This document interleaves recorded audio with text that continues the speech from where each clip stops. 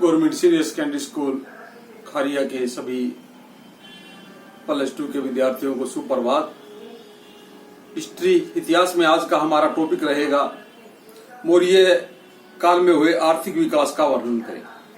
हमारा जो है आज हम उसके आर्थिक जीवन पर चर्चा करें। 3 तरह से होती है।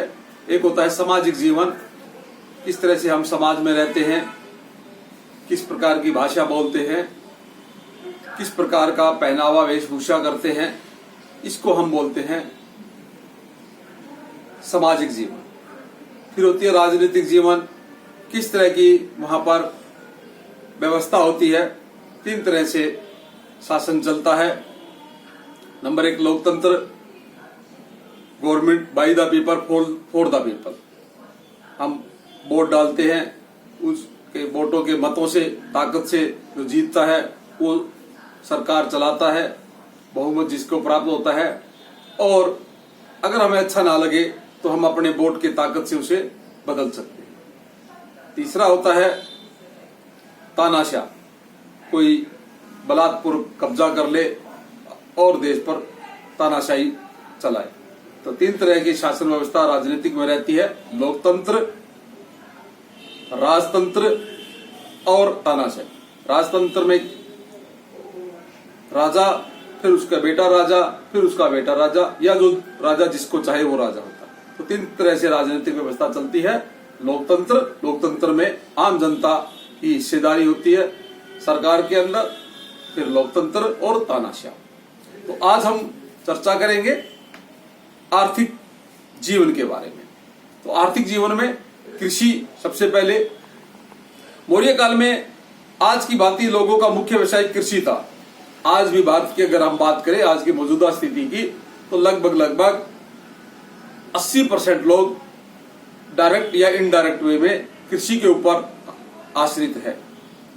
कोई सीधी खेती कर रहा है, कोई खेती न कर करके अगर किसी ने खाद की बीज की दुकान कर रखी है तो वो भी खेती पर आश्रित है।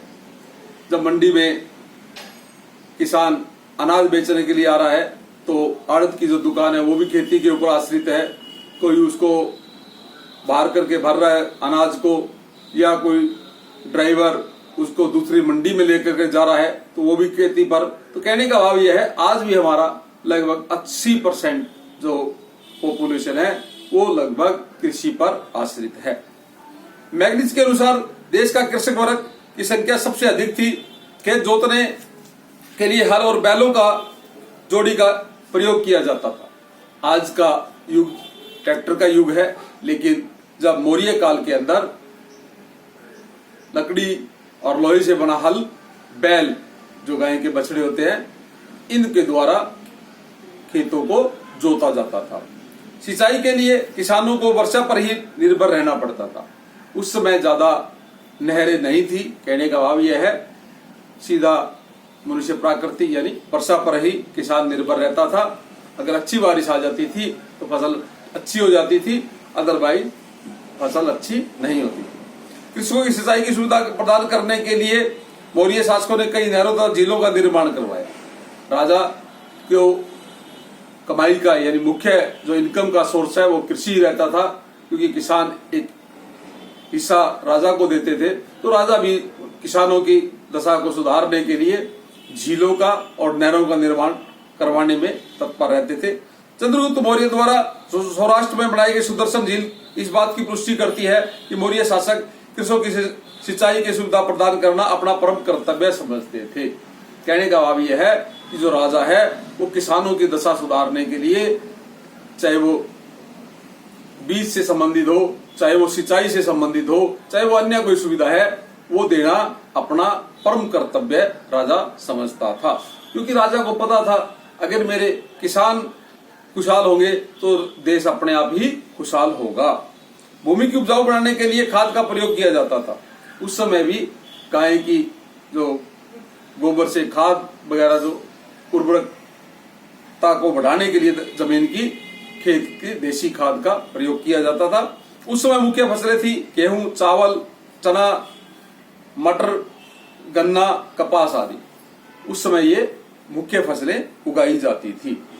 अब दूसरी बात करेंगे हम आर्थिक जीवन में व्यापार का साधारण शब्दों में किसी वस्तु को मुनाफे के लिए आदान प्रदान किया जाए तो उसे व्यापार किया जाता है। मान लो किसी चीज की बोयात है, राजस्थान से हम बाजरा लें और उसको उसके बदले में कोई कणक दे दे या उसको मुनाफे के लिए कुछ ला करके हम पैसे के लिए बेच दे तो उसको व्यापार कहा जाता है। मौर्य काल में आंतरिक तथा विदेशी व्यापार दोनों ही उन्नति की चरम सीमा थी। आंतरिक व्यापार मुख्यतः स्थल मार्गों द्वारा होता था। स्थल यानी धरती के 3 तरह के मीन ऑफ ट्रांसपोर्टेशन है, हवाई जहाज, फिर पानी और स्थल मार्ग। 3 तरह से आवागमन के साधन होते हैं।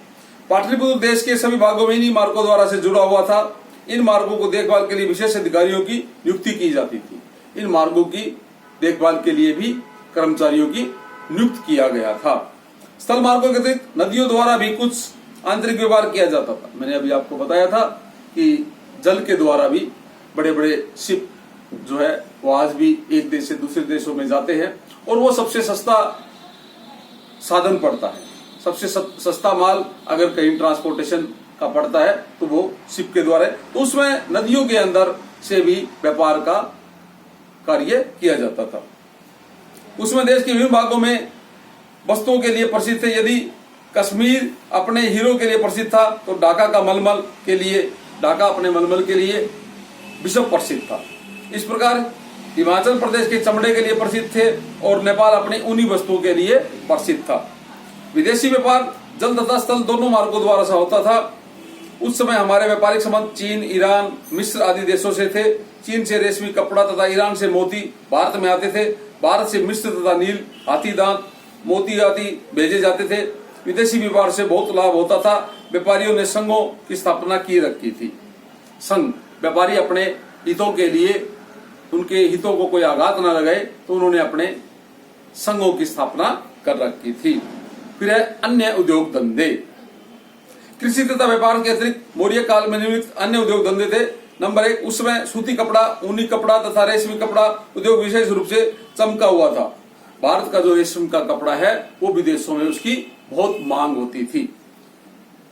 देश में कपास बहुत अधिक मात्रा में पैदा होने के कारण मथुरा, काशी तथा वत्स आदि सूती कपड़ों के उद्योग प्रमुख केंद्र बन गए थे। लोग कपड़ों पर सोने तथा चांदी की कढ़ाई का काम बड़े सुंदर ढंग से करते थे। जो धनी लोग थे उनके जो कपड़े जो पहनते थे उसके ऊपर सोना चांदी आदि के बड़े उत्तम ढंग से तराशा जाता था, यानी उनके कढ़ाई का काम किया जाता था। बहुत से लोग अपनी आजीविका होता है जीवन निर्वाह करने के लिए धन कमाना, बरों से प्राप्त करते थे। बरों में क्या क्या करते थे? लकड़ी काटना, उसके दैनिक प्रयोग में वस्तु तैयार करना, शहद प्राप्त करना, अन्य मेडिकल प्लांट्स होते हैं जो दवाइयों के, उनसे को वहां से वनों से प्राप्त कर करके बेचना। मौर्य काल में बढ़ई लकड़ी के रथ, छकड़े, जहाज आदि मकान आदि बनाया करते थे। जो हाथी का जो काम करते थे यानी बढ़ई, वो लकड़ी जंगलों से ला करके उसके जहाज, लकड़ी के रथ, छकड़े आदि बनाते थे। कुछ लोग धातुओं से बर्तन तथा आभूषण बनाने का कार्य भी करते थे। उसमें भारत से सोना, चांदी, तांबा और लोहा पर्याप्त मात्रा में उपलब्ध थे। लोहे और तांबे का प्रयोग अस्त्र शस्त्र में भी किया जाता था। सोना चांदी का आभूषण में प्रयोग होता था। लोहे का जो प्रयोग है मुख्यतः राजा की सेना के लिए अस्त्र शस्त्र बनाने के लिए किया जाता था और सोना चांदी लगभग आभूषण आदि काल से ही सोना चांदी के आभूषणों के अंदर प्रयोग में किया जाता है। मौर्य काल में चमड़ों का उद्योग भी खूब पनपा। मौर्य काल के अंदर चमड़ा आज भी हमारी जीवन का एक हिस्सा बन चुका है। चमड़े का प्रयोग जूते बनाने तथा शस्त्र बनाने के लिए किया जाता था। लोगों को भिन्न रंगों से जूते पहनने का बड़ा चाव था। हमें किसी अपने पैरों की सुरक्षा के लिए या सर्दी गर्मी से बचने के लिए या कोई जंगल में जा रहे हैं तो हिंसक जानवरों से बचने के लिए जूतों की सख्त आवश्यकता होती है। तो इनको पहनने का के लिए चमड़ों का जूतों का प्रयोग किया जाता था और उनके अंदर कहते हैं कि रंग भी भरा जाता था। रंग की बने हुए जूतों का प्रयोग किया जाता। धन्यवाद।